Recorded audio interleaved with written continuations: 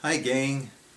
You know, back in the day, before the internet, before video, digital video, before VCRs, before those big $1,000 VHS or beta camcorders, if you wanted to make like a motion picture or home movie, you had to shoot it on something that would end up on something like this. You had to shoot it on film.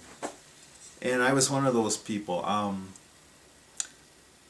was going to originally make a video here of just repairing a projector, but what I'm going to show actually is I'm going to show I picked up a projector, a vintage projector that will play both 8mm formats, regular 8 and Super 8, because like back in the day, I when I was like barely into my teens, this was a long time ago. This was back in the early 70s, 1970s.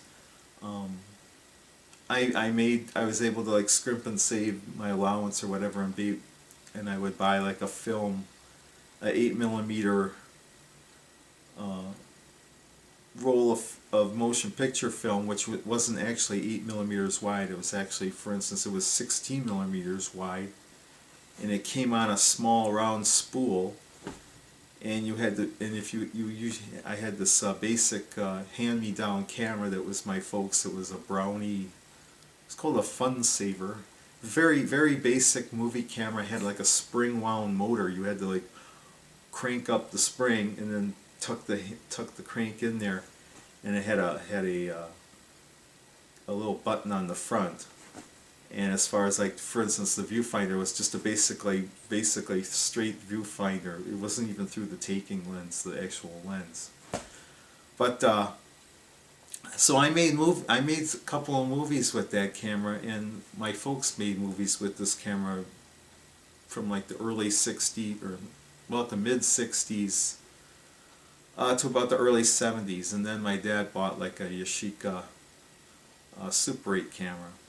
But anyway, we have all these old movies, and years ago in the '80s, when I first started working, I wanted to continue that, making movies, which I did. And this was the age when video was first coming in, so like everybody wanted, was like spending a fortune on them. It was expensive video cameras, and they were like throwing away their film stuff.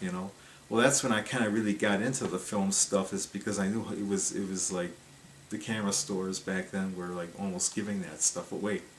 And I did even buy a projector, which I still have. For instance, it's a sound projector, but it'll only show Super 8. It wouldn't have the regular 8. And to make a long story short, through the years we had a dual 8 projector, which would show the older regular 8mm films, but that thing had a reputation for chewing up the film or something. So it ended up, I don't know if we even still have it. But anyway, I found a dual 8 projector that I'm going to show you. And all it needed, I got it really cheap at Goodwill, and all the motor works. So I ended up getting a lamp and a belt kit. So I'm going to show that here. But I also got a couple of like print films of some old Hollywood movies or whatever. They used to sell those way back in the day if you went to like a Kmart or something. This is before the age of videotapes, movies on videotapes. They would have like these small companies would sell condensed versions of Hollywood movies on like 8mm reel. They'd be like maybe anywhere from 50 feet to maybe 200 feet. And as I recall, they were not cheap back then. You'd spend maybe 15-20 bucks for the longer version, and that was a lot of money back then. But anyway, I found a couple versions of those movies. But for instance, I had to I'm going to show you my editor. I have a film editor that I bought way back in the '80s, early '80s too. Because I had to take those movies and put them on a different reel, a reel like this with a bigger hole, because these older movies, they're on these reels that have a smaller 8mm format hole, and this projector that I want to fix, it doesn't have those smaller I don't know what you call them, drive pins or whatever. They're only for the bigger reels like this with the bigger holes. So that's where we are. I hope you're still with me, but I think you're going to enjoy this video. If you've never worked with like old movie films or home movies films, you might find this interesting.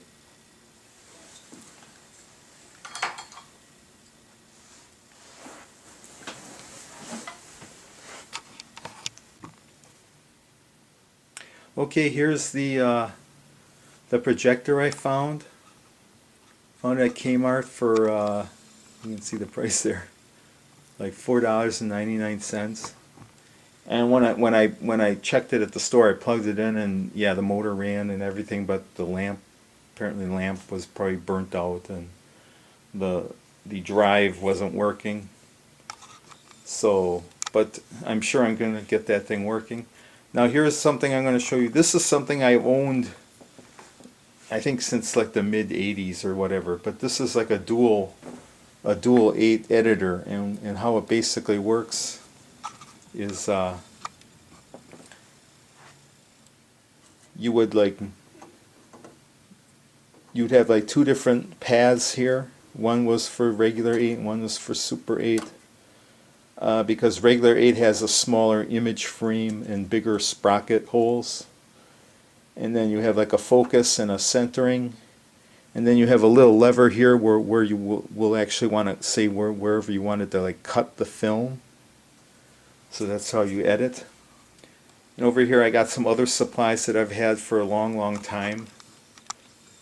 That is my little splicer there, and it uses like these little adhesive tapes, and I'm hoping that I've had that stuff for, geez, like over 30 years, so I hope those tapes are still sticky. I hope they still work. There's the lamp I ordered.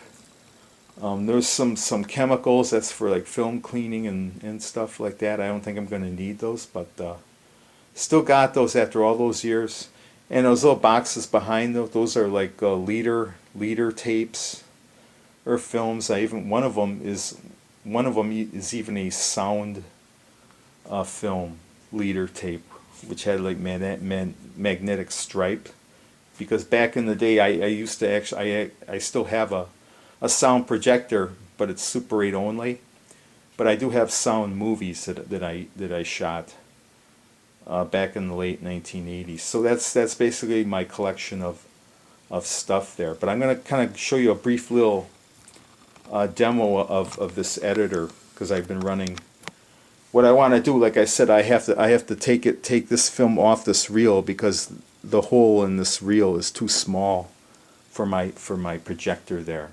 I'm going to put it on. I'm going to take this film and another film that is 200 feet long, and I'm going to put it on one large 400-foot reel that will fit that projector. Okay, you can see I got this editor on. It makes that little humming noise there. This is like I said, I got this at the thrift store, and I think I paid like $3 for each of these films. And this is apparently probably a condensed version of an Abbott and Costello movie. And I can kind of show you it as I'm running it through there. Champs of the Chase. And I'm not going to show the whole thing through this editor, but you get an idea of how this works. And I'm trying to run it at probably what would be the actual speed here. And you can see there, it's a silent movie, obviously, so it has to have some kind of subtitles so you know what's going on here. But this is what you would do, and when you got your movies home on your little 50-foot reels, and you wanted to do some editing or just splice them together or whatever, scenes or whatever, you usually want to get one of these editors for what you wanted to use it for there. But I think you get the idea here. So what I'm gonna do now is I'm gonna run this to the end, and then I'm gonna like put that other reel on there, the 400 footer size reel, and I'm gonna like crank that onto here.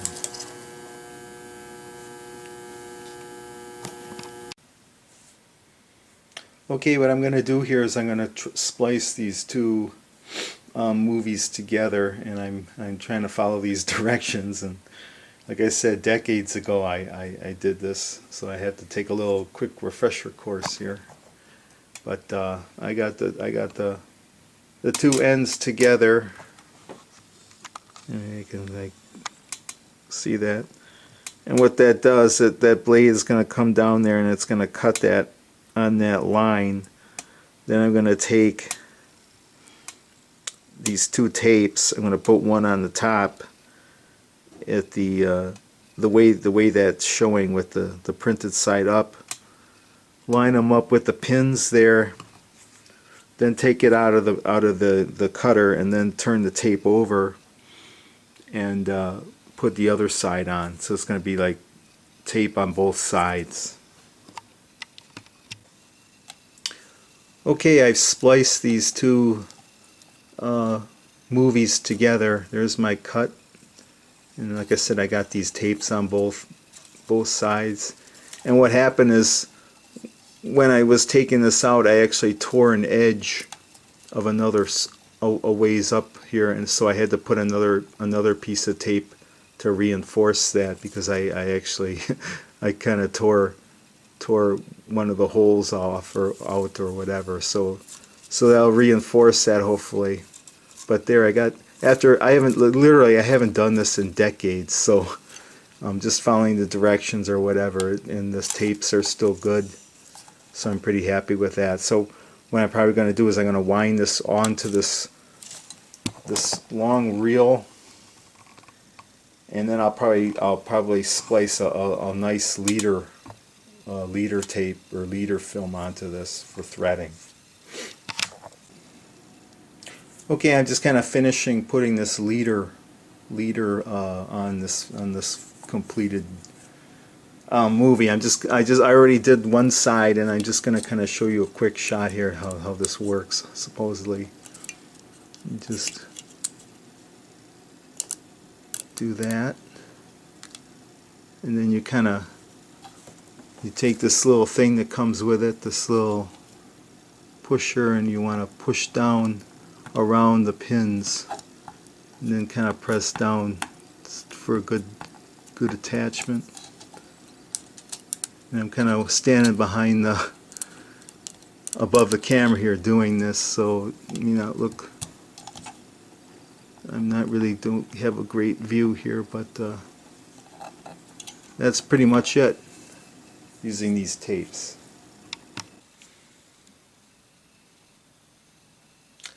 Okay, I've turned my attention to this projector. It was pretty easy to take apart. There were only like 3 screws, and 2 hold that little foot piece, and then there was another one under here, and then the whole cover, there's like these little clips on the top there that hook on. But this is exactly what I saw when I took the cover off, and what I'm thinking right away is that this belt is actually pretty good, but it wasn't really working, and I'm thinking maybe it just slipped off this wheel. Maybe this is supposed to go over that wheel. I have no way of looking. Maybe if I did some research on the internet, I might know. But I definitely could tell that this lamp was burnt out. I actually took it off and I kind of put it back on here just for show. But these lamps, they're only meant for they burn very bright and hot, and I think they're only good for like 15 hours of use. But then again, how many hours are you going to use a projector? I mean, how often are you going to use it? But as I recall, the one I bought here, I think I paid maybe $12, maybe $15. I can't remember. It wasn't that expensive, but it wasn't, they're not cheap either. So I'm hoping I'm going to try that. I'm gonna put the new one in there and see if that belt runs that, and maybe I'll try running it without putting the cover on. Okay, I think I figured out what the problem was. Initially I was getting the rewind and the lamp and everything. Lamp works, but I wasn't getting the forward. I had this back put on and I had my movie threaded on there, and like I said, it was the take up side was not turning. Well, what happened is this little part, rubber part, which is actually the replacement, is this one, which came with my kit. And I'm thinking, this I don't need either. I think this is actually a wheel, for instance, that goes around here, and the one I have is still good. But actually this belt, this is the old belt, and actually the only thing that was wrong is that it wasn't on this pulley. But I'm going to put the back on, and hopefully I'm going to thread this movie on, and just to see if it runs through correctly now. There's my screen that I bought, oh, maybe about a year ago at Goodwill for $4. And guess what, gang? It's movie time. Watch this.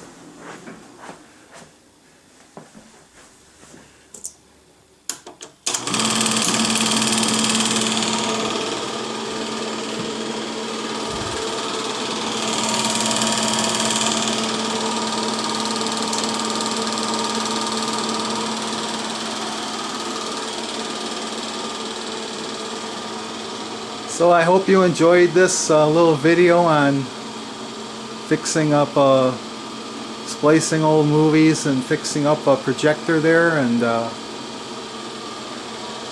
hope to see you here again real soon.